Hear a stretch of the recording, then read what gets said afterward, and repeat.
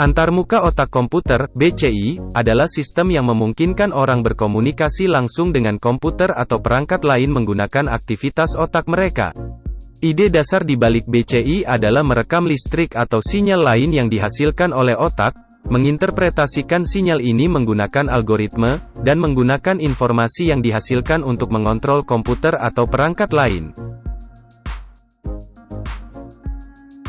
Mari kita lihat langkah-langkah yang terlibat dalam kerja sistem antarmuka otak komputer.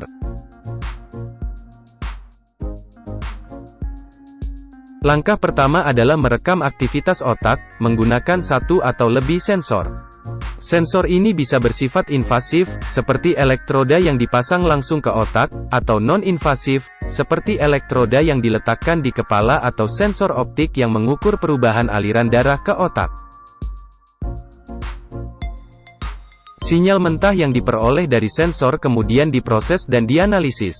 Tujuannya adalah untuk mengekstrak informasi yang relevan dari sinyal mentah yang dapat digunakan untuk mengontrol perangkat. Sinyal yang diproses kemudian diinterpretasikan menggunakan algoritma pembelajaran mesin atau teknik pengenalan pola lainnya. Tujuannya adalah untuk memecahkan kode niat atau perintah pengguna dari aktivitas otak dan menerjemahkannya menjadi perintah perangkat. Sinyal yang ditafsirkan digunakan untuk mengontrol komputer atau perangkat lain.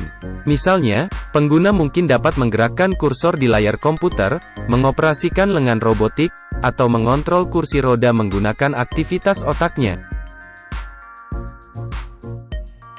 Masa depan antarmuka otak komputer menarik dan memiliki potensi kemajuan yang signifikan di berbagai bidang. Mari kita lihat beberapa area potensial di mana antarmuka otak komputer dapat memainkan peran penting.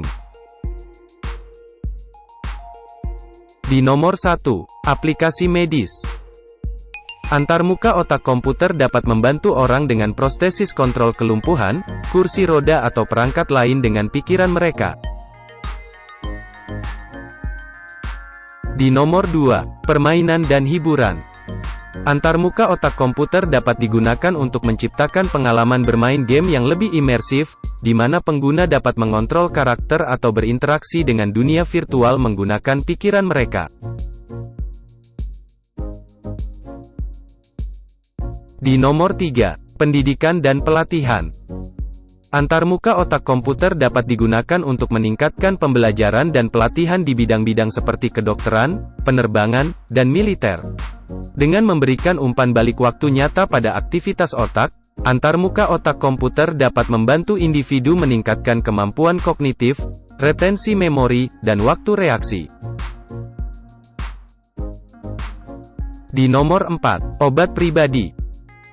Antarmuka otak komputer dapat membantu dokter merancang rencana perawatan untuk pasien berdasarkan pola aktivitas otak mereka yang unik.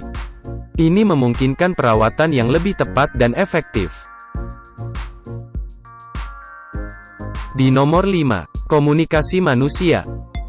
Antarmuka otak komputer memungkinkan orang dengan gangguan komunikasi seperti amyotrophic lateral sclerosis, ALS, atau cerebral palsy untuk berkomunikasi lebih efisien.